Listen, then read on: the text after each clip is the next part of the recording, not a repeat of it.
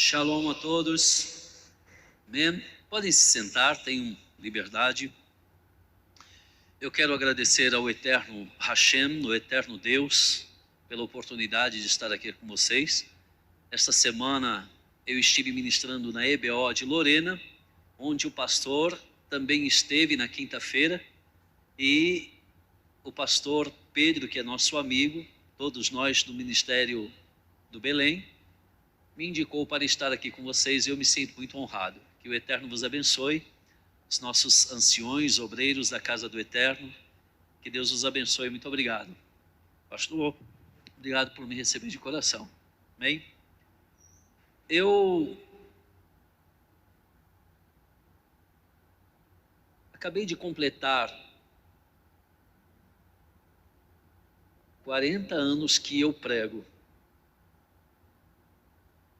Porque comecei muito menino, muito criança, autodidata, formado antes do tempo, e por isso algumas portas foram se abrindo, foram me conduzindo ao mundo do ministério, do evangelho, da palavra do Eterno.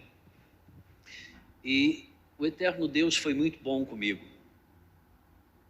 Antes de ler o texto que eu vou ministrar, eu quero muito rapidamente apresentar a vocês alguns livros escritos por mim, e todos estes livros, toda a renda deles, 101%, está sendo para reconstruir uma igreja lá em Alvorada do Sul, no Rio Grande do Sul. É uma doação, todo o trabalho meu, por um ano eu doei para 2 igrejas no Rio Grande do Sul, e foram vítimas daquela tragédia do ano passado. Eu estive lá recentemente e o Rio Grande do Sul está na mesma miséria que a enchente deixou quando baixou. Mesma. O governo não mandou nada, o estado do Rio Grande do Sul não está reconstruindo aqueles lugares, e são 2 pastores nossos da Assembleia de Deus, lá do estado do Rio Grande do Sul, da CGADB no caso. Eles estão literalmente com a família dormindo embaixo de uma mesa. Eu consegui, com amigos da Suíça, levantar as paredes e consegui, com amigos pastores dos Estados Unidos, a cobrir a igreja. Então eles precisam de bancos, precisam ainda de cuidados, e eu consegui amigos, e juntos a gente cede uma cesta básica para cada família destas 2 igrejas. Então, toda a renda deste livro vai ser direcionado para lá.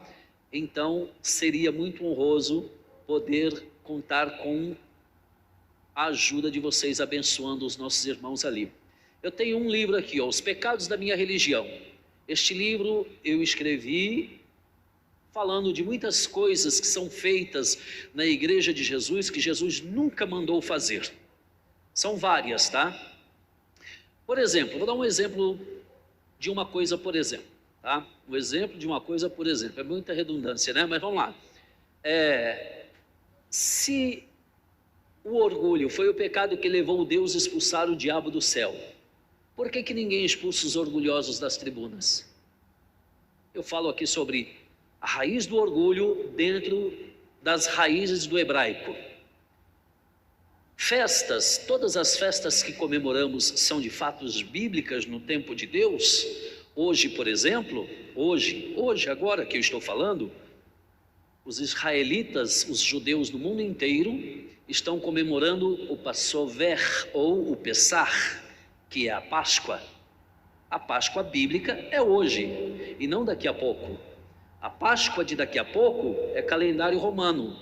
A Páscoa bíblica é hoje. Aí eu explico aonde foi dado estas mudanças. Então quer dizer que a Páscoa não é uma festa cristã? Sim, em tempos errados. Por que erramos tanto? Então assim, eu vou falando de coisas, são vários tópicos.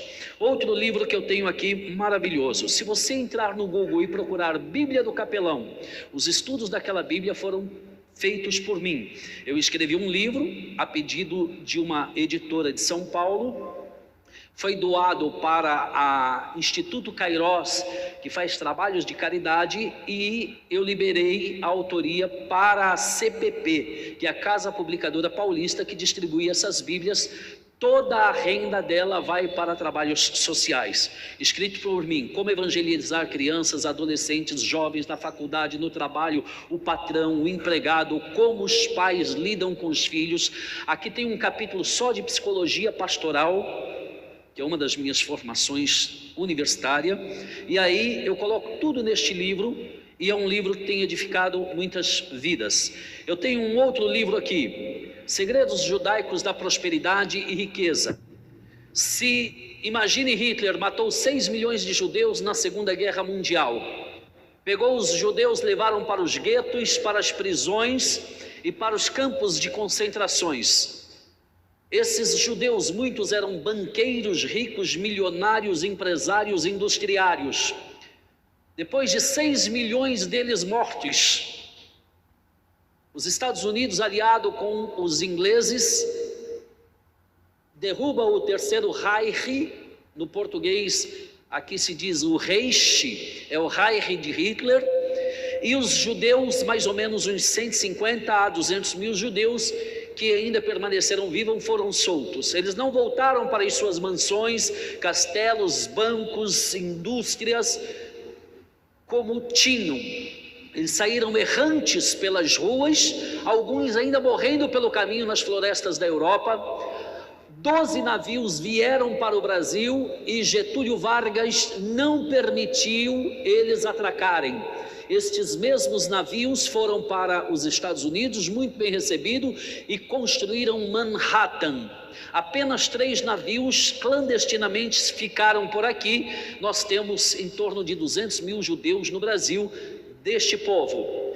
Eu coloco aqui: como pode um povo milionário ficar extremamente miserável e 20 anos depois voltarem a ser o povo mais rico da terra? Existem 2 segredos, e aqui fala sobre estes segredos. A prosperidade e a riqueza para o judeu não é dinheiro no banco, mansão ou Rolls Royce. A prosperidade para o judeu são estas coisas, mas advinda de leito e mesa. Eu tenho que ter o meu leito sem mácula. Eu tenho que ser fidelo à minha esposa e aos meus filhos. Eu não posso me deitar na cama com ódio da minha esposa. Isto é ponto pacífico para os judeus. E na mesa, quando eu vou dar a brachot, a bênção do alimento, eu não posso ter ódio, eu não posso ter briga e contenda com o meu lar. Começa aí a prosperidade, eu conto neste livro. Eu tenho um outro livro, Segredos Nunca Antes Revelados sobre a Vida de Paulo.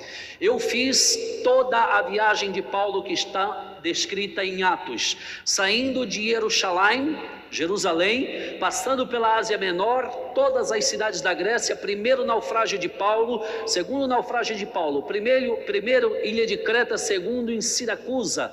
Eu estive nestes lugares. Primeira prisão de Paulo, segunda prisão de Paulo, eu estive nestes lugares. Quem me deu a minuta deste livro foi um rabino chamado Avraham Abba. Quando eu estudava na Suíça, ainda garoto menino, eu morei na comunidade judaica e fui adotado por este rabino. E ele me deu esta minuta de Paulo. A minuta de Paulo dizia que Paulo e Lucas estiveram na Espanha e fizeram uma grande obra na Espanha.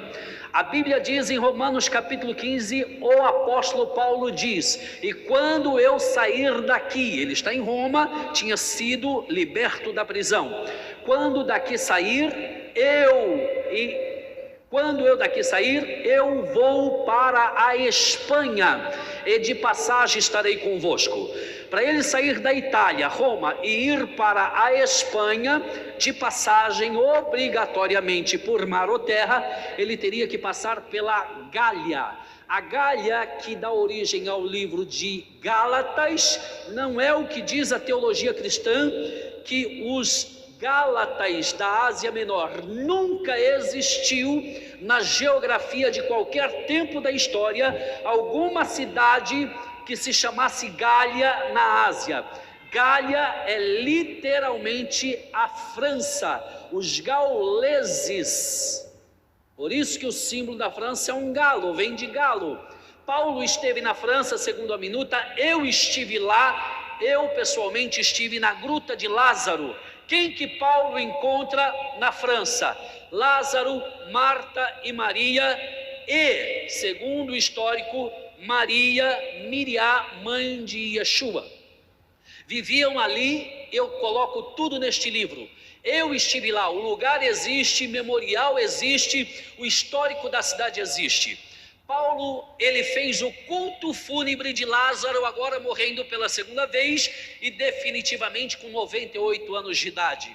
Dali ele vai para a Espanha.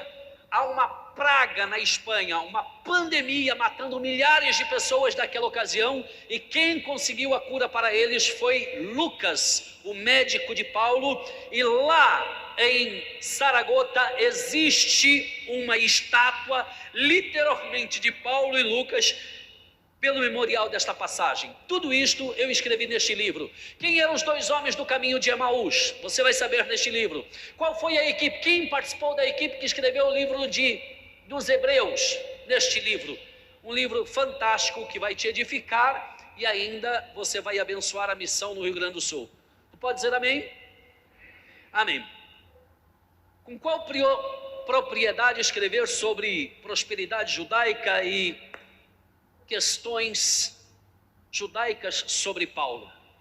Eu sou judeu de família, a minha Brit Milá é do 8º dia. O meu pai, os meus avós paterno vieram da Ibéria, judeus marranos fugitivos. Então eu nasci dentro de um lar Yehud, um lar judeu.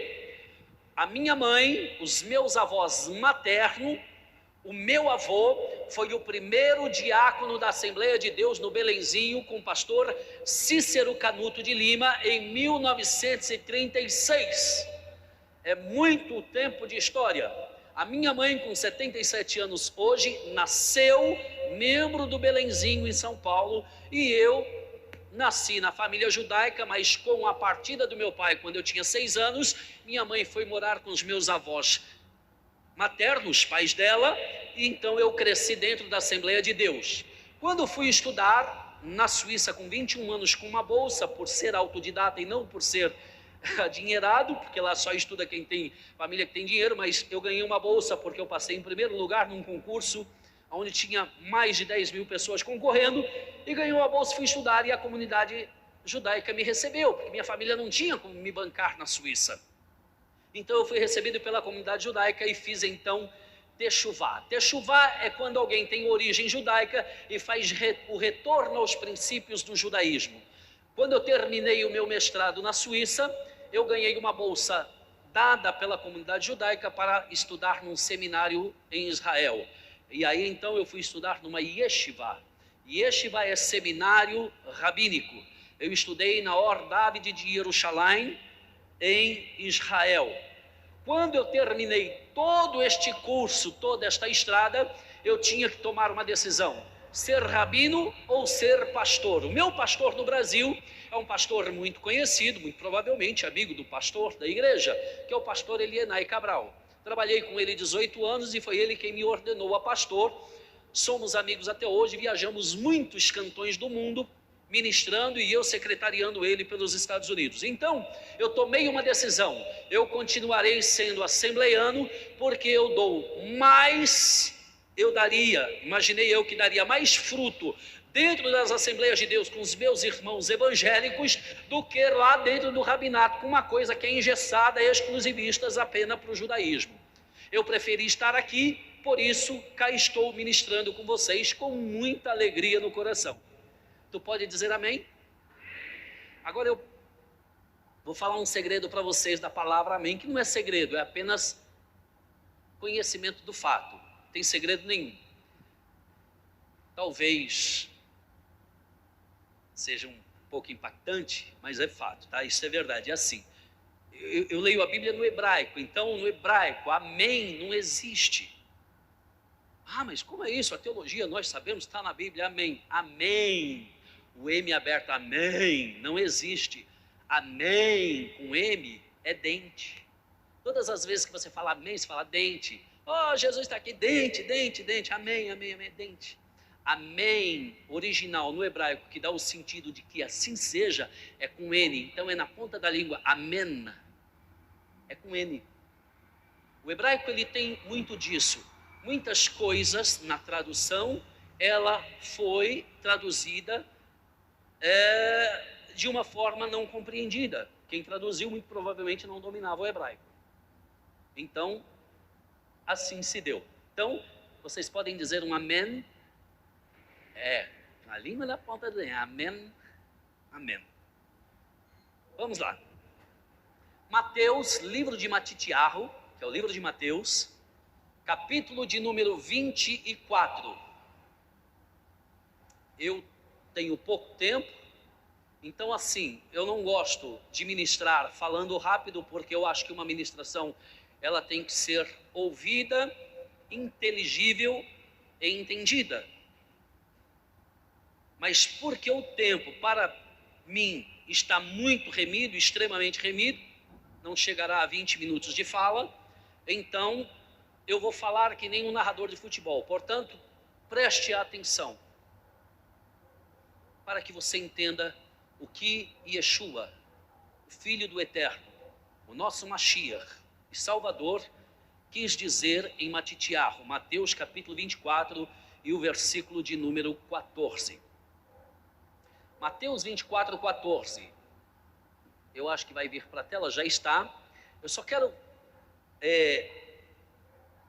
colocar um ponto para vocês. É uma justificativa, mas não é mais uma explicação do que uma justificativa.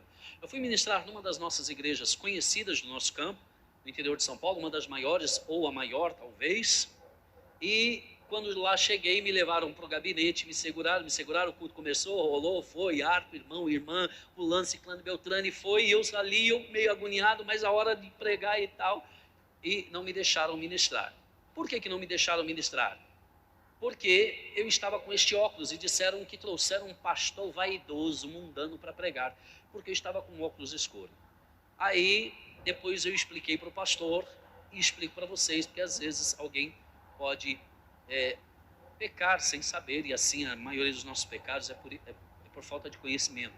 Alguns é porque é ignorante mesmo, mas a maioria é por falta de conhecimento.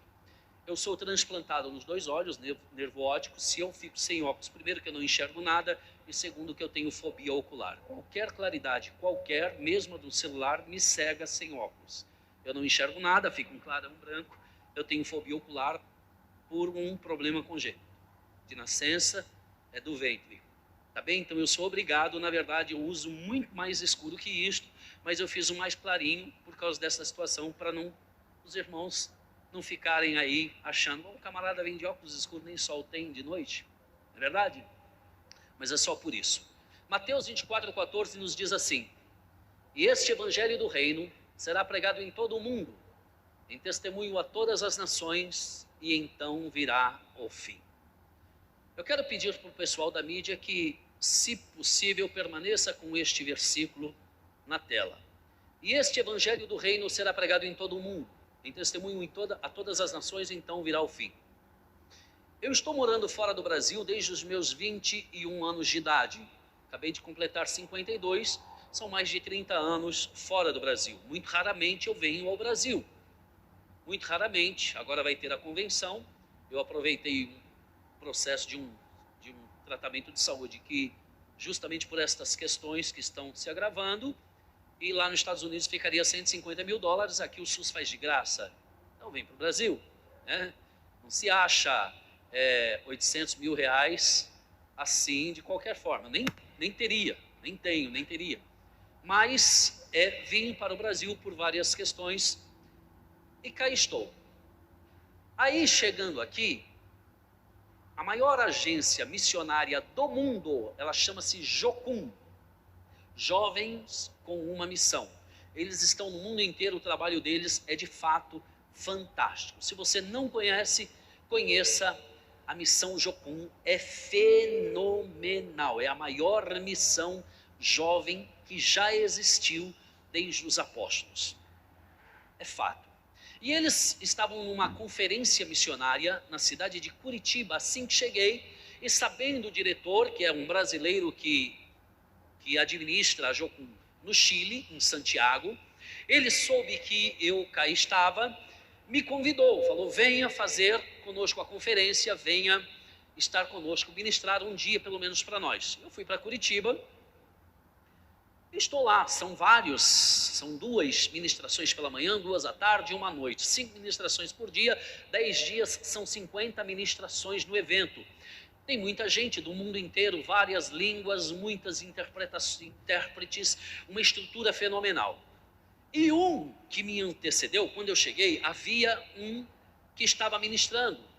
E o tema era este. E este evangelho do reino será pregado em todo o mundo, em testemunho em todas as nações, e então virá o fim. O tema era este versículo. E o camarada, muito conceituado e respeitado naquele meio e por muitos no meio evangélico, do Brasil e mundo afora, renomado, né? Não vou dizer o nome dele, mas é renomado, ele leu esse texto e começou a interpretá-lo, e ele disse, olha queridos, nós estamos vendo aí o Trump fazendo aquelas trampadas lá nos Estados Unidos, usando essas expressões. Nós estamos vendo gente falando aí que o presidente da França, o Macron, é o anticristo, o outro vem falar que é o príncipe de Marrocos, o outro vem e está dizendo que é o rei da Arábia Saudita, do Bahrein, estão dizendo, e todo mundo fica dando nome. Olha, eu quero falar uma coisa para vocês, não vou me prender muitos, vocês têm que saber uma coisa, Jesus não está voltando agora. Jesus não está, vocês não se preocupem, vamos continuar fazendo nossa missão. Jesus ainda vai levar de 200 a 300 anos para voltar, esquece, isto não é para agora, não tem nada a ver para agora. Baseado neste versículo ele dizia. E aí, o que ele argumentou? O mundo ainda não é evangelizado. O mundo ainda não conhece Jesus. Nós sabemos que nós não temos alcance no mundo árabe, islâmico, no mundo total comunista chinês ou do comunismo do mundo afora, não temos acesso a tantos, e começou a dar dados, porque eles têm, porque é uma missão realmente estrondosa. E ele começou, e eu cá ouvindo aquela mensagem, eu falei, tá, e como fica a minha vozinha lá no Belém, que muitas ceias, eu vi ela e tantas outras irmãs de círculo de oração, nas ceias principalmente, Deus usava em profecia, eis que estou à porta, eis que estou voltando. E as nossas pregações dos nossos escatologistas assembleianos, que Jesus pode vir ainda esta noite, e a igreja levanta a mão da glória, dependendo do lugar, alguns dá até umas piruletadas e tal, e aquela coisa toda, crendo piamente nisto. Eu pergunto a vocês, é uma pergunta que eu estou fazendo a esta igreja, de verdade, quantos acreditam que Yeshua, o mestre, pode vir ainda esta noite? Baruch Hashem, estamos comungando a mesma fé, eu creio, mas se eu olhar este versículo ao pé da letra, na fala daquele renomado pregador, ele tem razão. Como que fica então essa nossa convicção de que Yeshua pode voltar ainda hoje, se existem brechas no texto e no momento da geopolítica que mostra que de fato pode ser daqui 200 anos? Por quê? Porque olha comigo, na razão dele, vamos ver a primeira razão dele e depois nós vamos ver o que de fato o texto quer dizer. Primeiro, na razão dele, muita gente ainda não é evangelizada, aí ele tem razão. Porque se nós vamos para a China tem 1 bilhão e 300 milhões de habitantes. A China é comunista e não se pode pregar o evangelho na China abertamente. E segundo as estatísticas, isto é da ONU, acredita-se que há aproximadamente 800 milhões de pessoas na China nunca foram alcançadas e evangelizadas. Depois nós vamos para a Índia, que hoje é o maior país populacionado no mundo, que tem 1 bilhão e 500 milhões de habitantes. A Índia, o Deus deles não é Adonai, o Deus da Bíblia. O Deus deles é Shiva, ou Brahma, que é o mesmo, dependendo da região que tiver. Shiva Brahma. que é aquele Deus elefante de 2 braços, perna cruzada, 2 braços para cima, um elefante. E na Índia, rato é Deus, barata é Deus, mosca é Deus, elefante é Deus, serpente é Deus. Uma criança nasce com 6 dedos ou com uma anomalia no corpo, é um Deus. Agora eu estava vendo uma matéria de um menino que dizem que ele é a reencarnação de um dos mais importantes gurus que já aconteceu na Índia. As pessoas ficam lambendo os pés do menino, aquele pé encardido, o menino ali nem aí para eles, jogando ali, mexendo no celular, e eles tocando aquela fila de gente, o menino pansudinho lá largado e tal, e todo mundo são deuses. Acredita-se que na Índia existe mais de 10 milhões de deuses. O Deus deles não é o Deus da Bíblia. A Sagrada Escritura deles não é a Bíblia.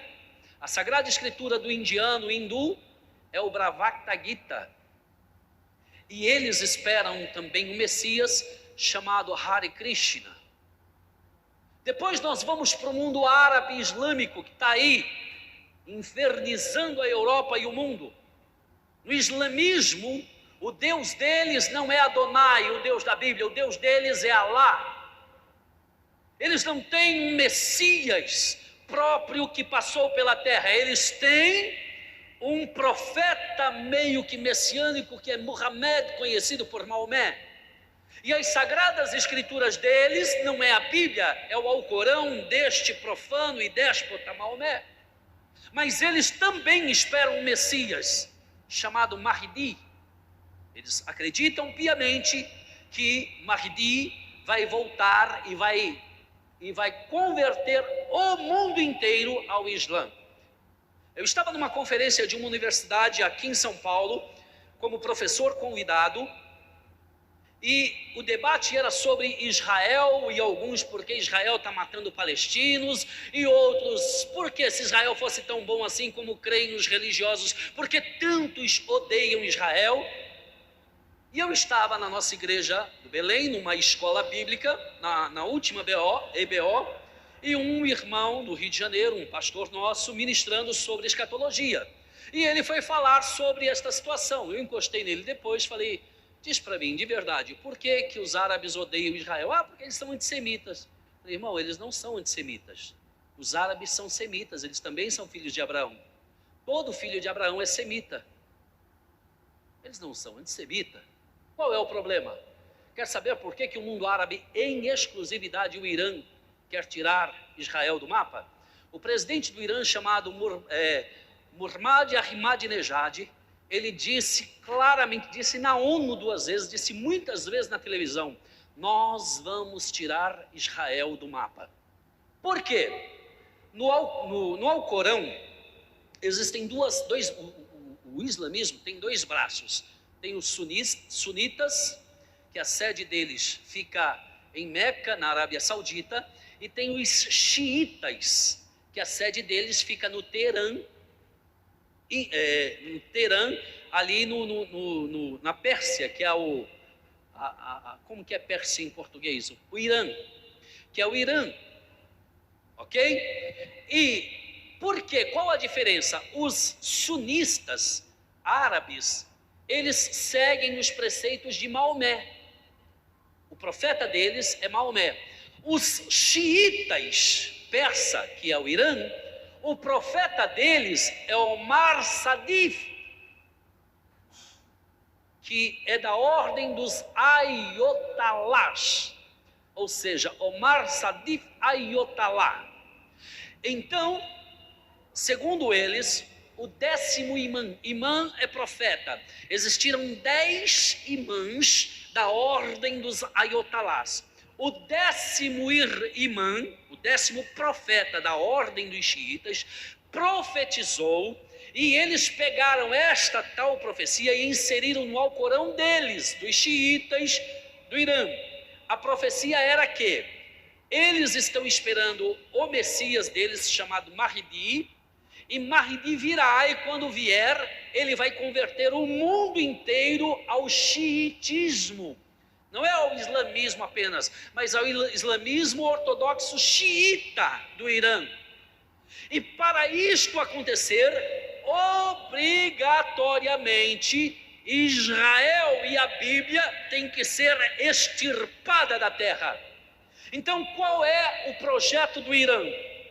Criar bombas atômicas para lançar sobre Jerusalém, justamente para fazer cumprir a profecia do 10º imã de Ayotalá, para que, segundo eles, o Messias deles, chamado Mahdi, venha e converta o mundo ao Islã, e lá mesmo, este imã, este Ayotalá deles, que é genro do Maomé, ele vai vir e ele será o príncipe de toda a terra. Então eles querem fazer esta profecia cumprir rápido, e aí então estamos nesta bagunça generalizada no Oriente Médio. Se nós formos ver, os islâmicos são 53 países da Liga Árabe Islâmica, 53. Estes países todos contabilizam 2 bilhões e 300 milhões de pessoas árabes islâmicos. Você acha que é fácil ou que é possível pregar no mundo árabe islâmico, falar do evangelho para eles? Impossível, probabilidade 0, inadmissível. Eles vão te matar antes de você entrar aeroporto adentro. Eu estive recentemente em Marrocos, que é um dos países mais islâmicos da África. Eu estava com esta Bíblia aqui. Eu embrulhei, eu falei, eu vou, não importa, porque se me pegassem com Bíblia, não é pregando não, se me pegassem com uma Bíblia, eu pegaria 6 meses de prisão só por ter a Bíblia. Se me pegasse pregando, eu poderia pegar até 7 anos de prisão, e se me pegasse batizando gente, fazendo um discipulado cristão, eu poderia pegar pena de morte. Embrulhei esta Bíblia em 10 papéis alumínios para quando passasse lá na máquina, não pegasse e tal, coloquei entre as minhas coisas e de fato eu passei. Mas não é que eu passei porque a máquina não pegou não, é porque passar pelo aeroporto de Casablanca em Marrocos é mais fácil do que passar pela rodoviária de Piripiri no Ceará. É tudo bagunçado, nada funciona, não tem tecnologia nenhuma, o teto é quebrado, chove dentro do aeroporto, é uma miséria. Então aquilo me salvou de 6 meses de prisão.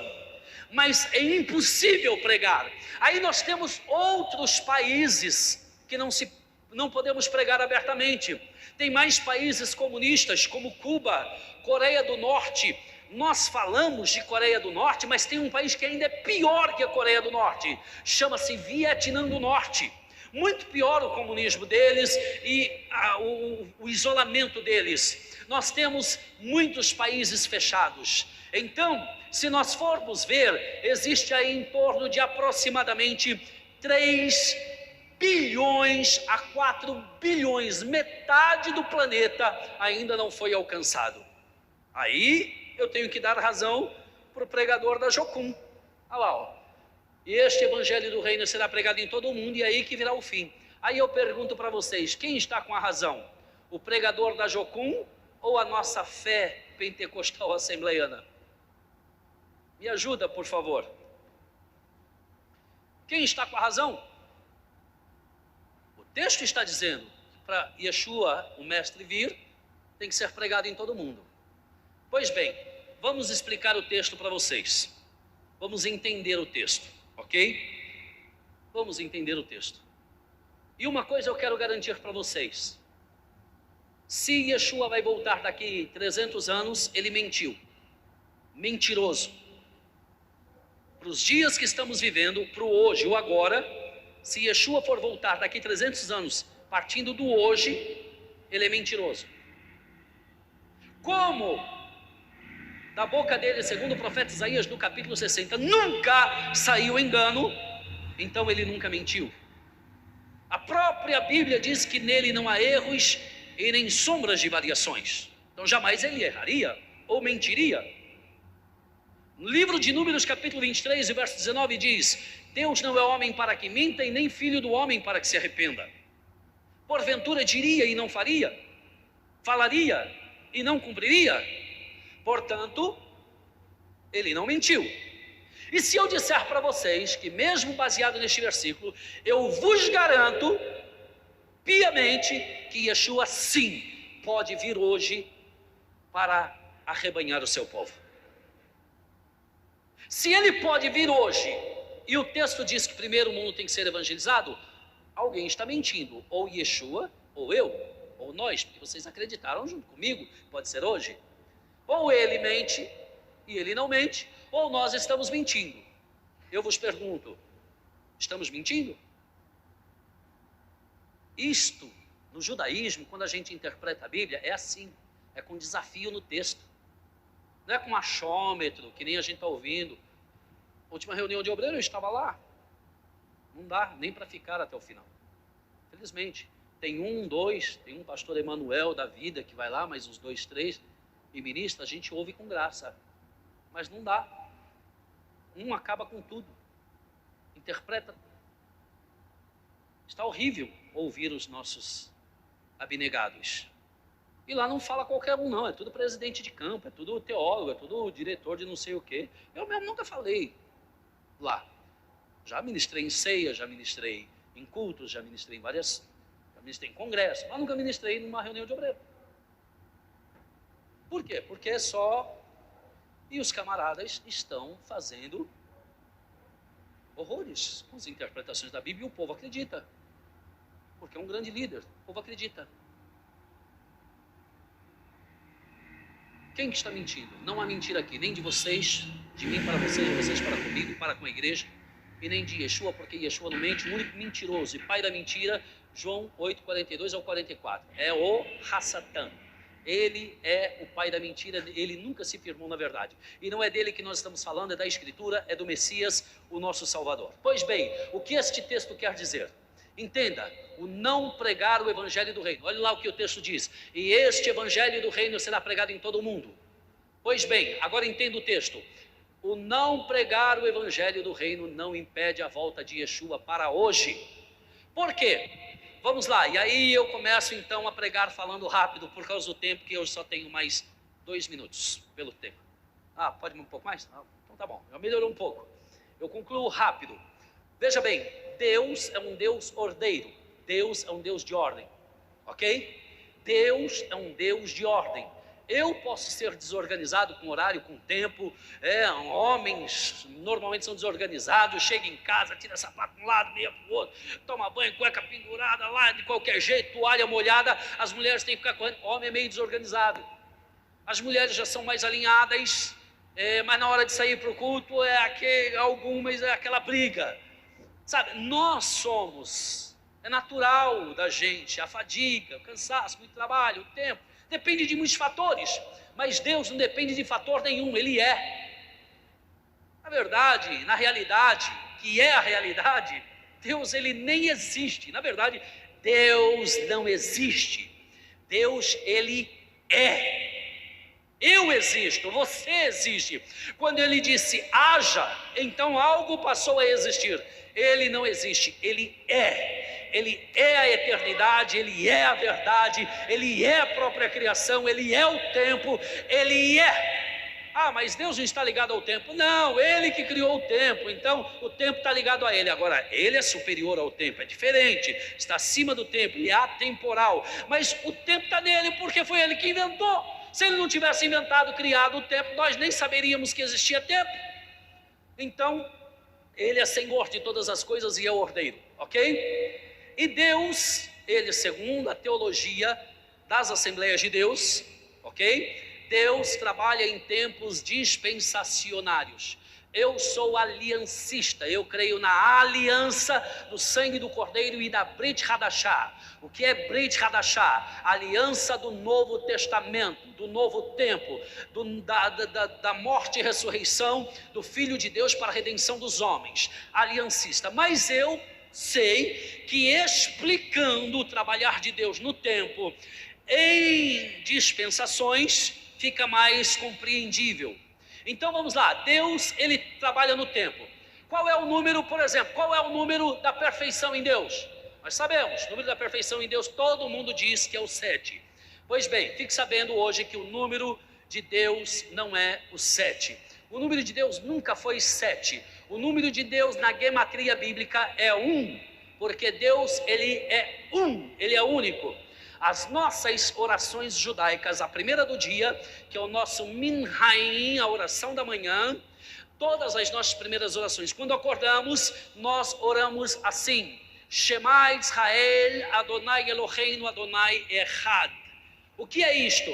Deuteronômios 6,4, Devarim 6,4, está escrito: ouça Israel, o Eterno é o nosso Deus, o Eterno é o único Deus. Está lá na Bíblia. Se pegarmos Isaías 43:10, está escrito: antes de mim nunca houve Deus e depois de mim não haverá, porque ele é único. Se pegarmos no próprio Evangelho, um dia Yeshua ensinando maravilhosamente bem, os sábios do templo chegaram a ele, acurralaram ele e disseram: tá bom, você está ensinando muito bem, muito lindo, mas diga-nos uma coisa, qual é o maior dos mandamentos? Está lá, livro de Marcos, capítulo 12, versos 28 e 29. Yeshua disse: Shema Israel, Adonai Eloheinu, Adonai Echad. Ouça Israel, o Eterno é o nosso Deus, o Eterno é é o único Deus. Então qual é o número de Deus na Bíblia? O número de Deus é ele é ok? E qual é o número do homem na Bíblia? A gematria humana do homem. O número do homem na Bíblia é o número 6. Por quê? Na criação, na linha do tempo da criação, o homem foi o último a ser criado e foi criado no 6º dia. Por isso o número do homem é 6. Aí se dá facilmente a compreensão do número da besta: 666. Apocalipse 13:8.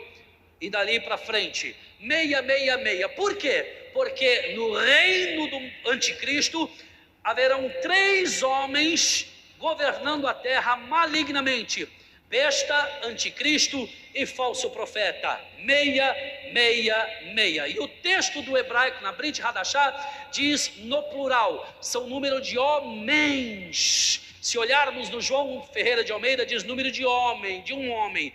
No original diz número de homens. 666, 3 é plural, são 3 homens.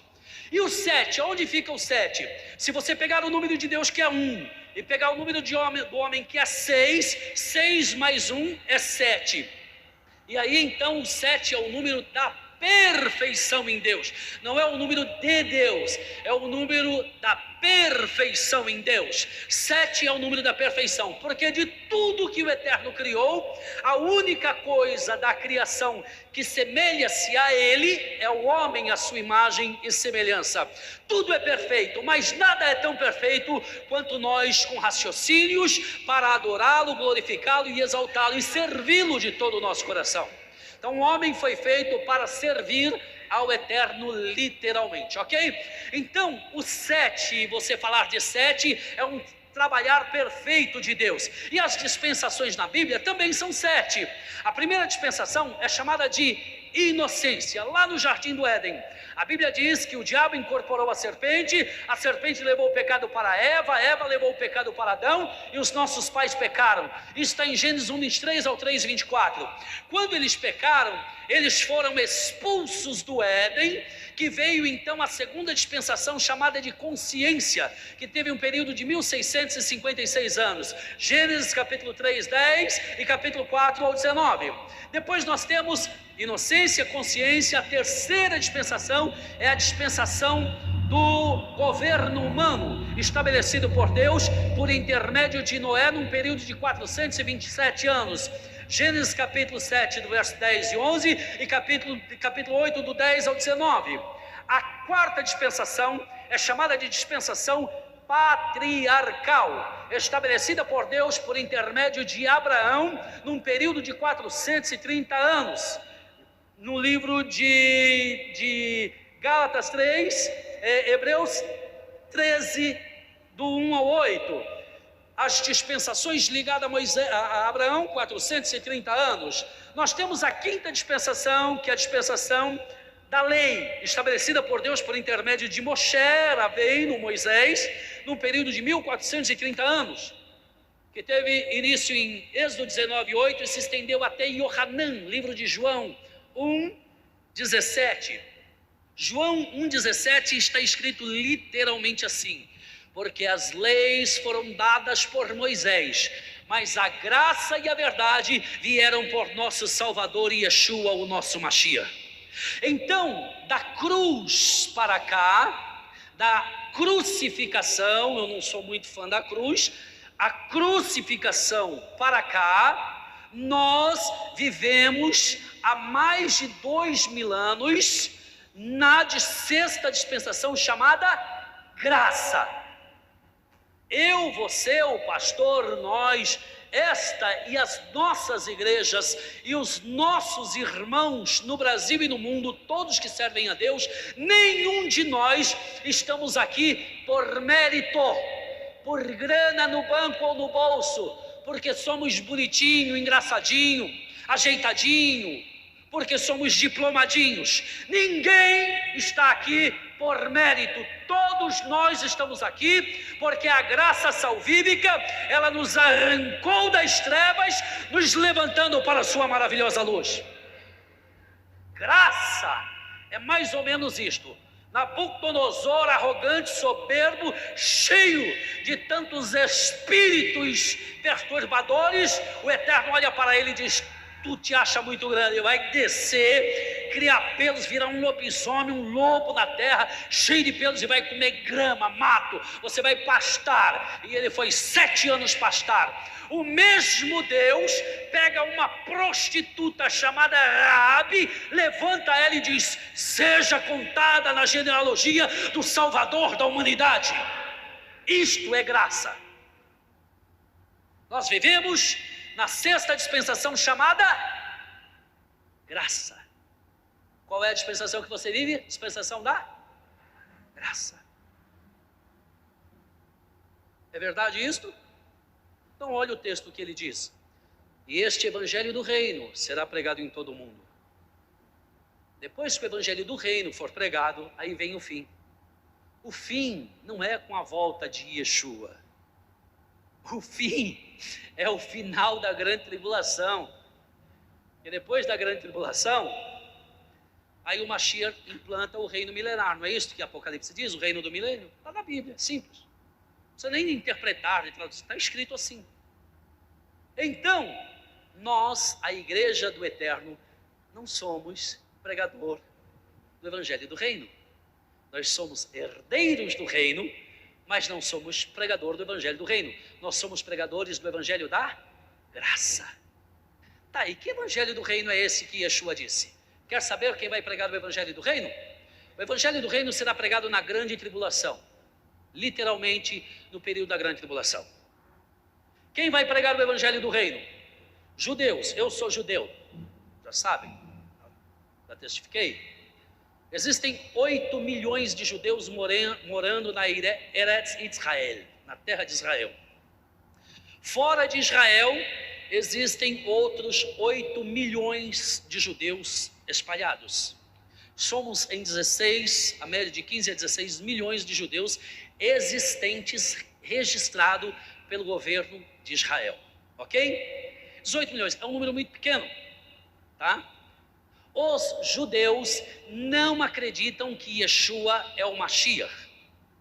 Alguns teólogos, e eu vi isto recentemente entre nós, um eminente e respeitado, o povo ouve ele, é dos nossos, é da nossa casa, falando que judeu não tinha salvação porque eles não creem em Jesus. Queridos, a coisa mais fantástica, mais maravilhosa, o milagre mais façanhoso, glorioso, mais estrondoso para a redenção dos homens é os judeus rejeitarem Yeshua. Livro de Yohanan, João capítulo 1, versos 9, 10 e 11. Yeshua disse: eu vim para os meus, Israel, judeus, os Yehudim, mas os meus não me receberam, pois todos quantos me receberem, a estes serão dados o poder de serem feitos filhos de Deus. Não é apenas a morte, mas é o processo. Se ele só tivesse morrido e ficado lá no silêncio de Jerusalém, ninguém nunca nem saberia da existência dele.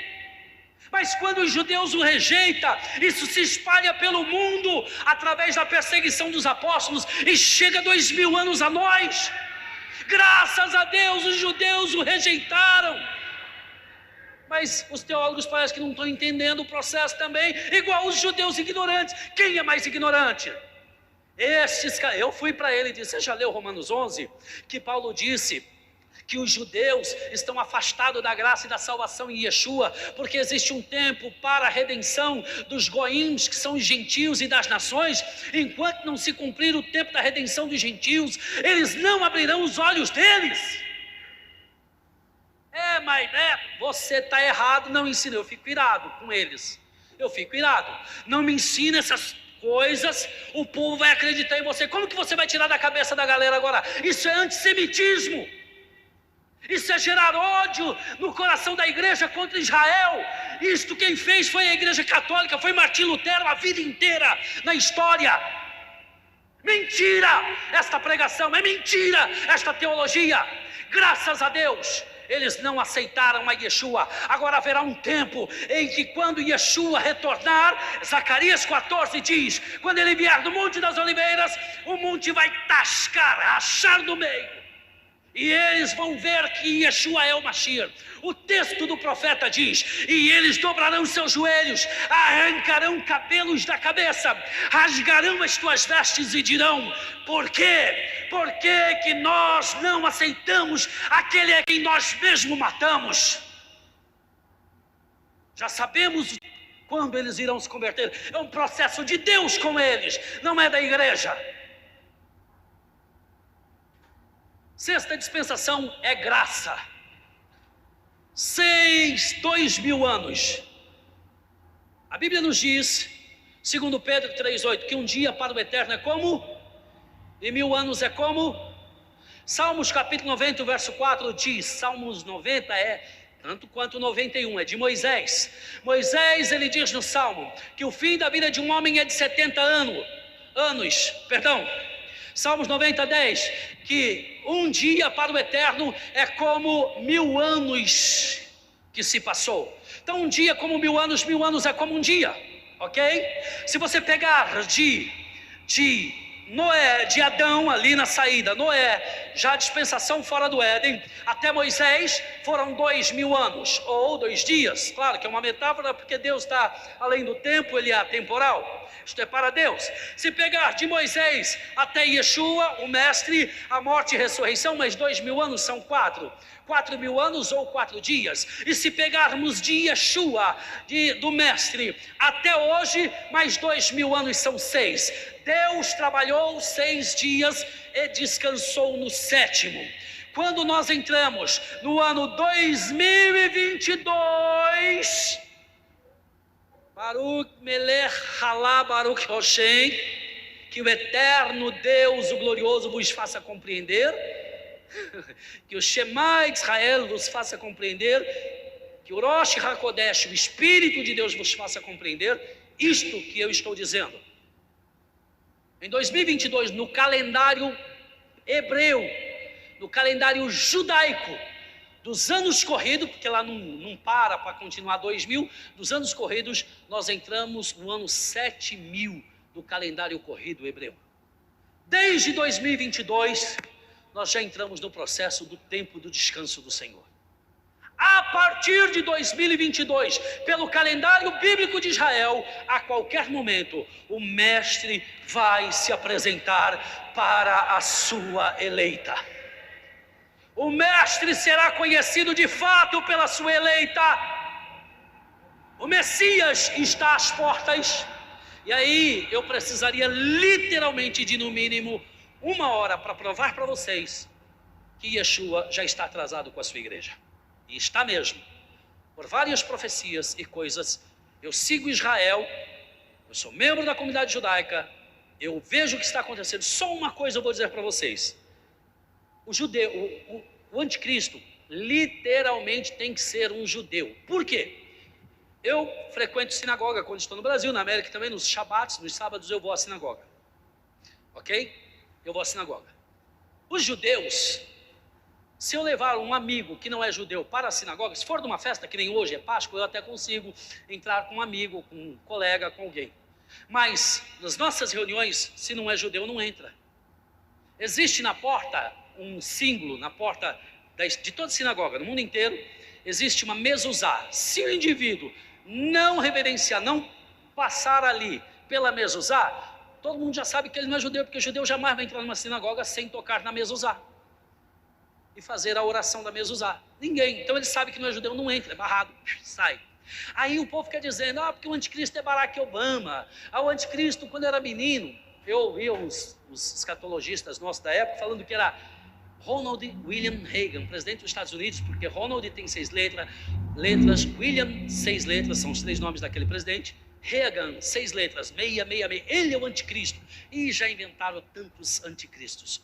O anticristo literalmente tem que ser um rabino fera da Beit Din, da corte rabínica da alta potência de Israel, que na Bíblia era chamado de Sanedrim, conhecido por Sinédrio, mas é o Beit Din hoje, porque não tem o templo. Ele é da alta corte. Por quê? Daniel 12 profetiza dizendo que ele vai sentar no trono de Moisés, no templo.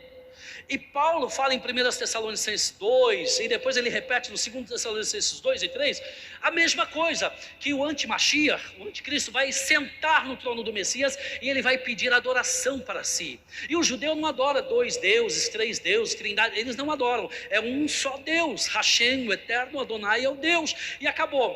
Quando ele sentar, ou seja, para ele sentar, ele tem que ser judeu, camarada, para entrar já não é fácil, ainda subir no altar da sinagoga, que lá vai ser o templo, ainda vai sentar no trono, ele tem que ser judeu. Detalhe, o ano passado na Páscoa, no Pessah, eu estava em Israel e eu estava numa conferência onde a Beit Din, que seria um antigo Sinédrio, o Sanedrim, apresentou a Israel o Messias para a redenção de Israel e do mundo. Eu vi o camarada.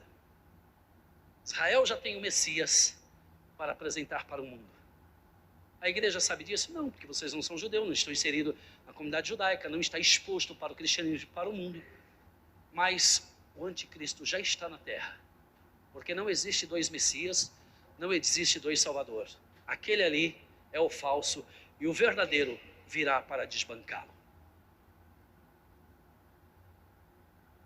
Deus trabalhou 6 dias e descansou no 7º. A minha mensagem para vocês esta noite é que cuidado, porque o dia do descanso já chegou e muitos podem não descansar o descanso do Eterno. Baruch atah Adonai melech haolam, que as bênçãos do Eterno Deus, o Deus do universo, possam estar sobre a vida desta linda e abençoada igreja. Shalom.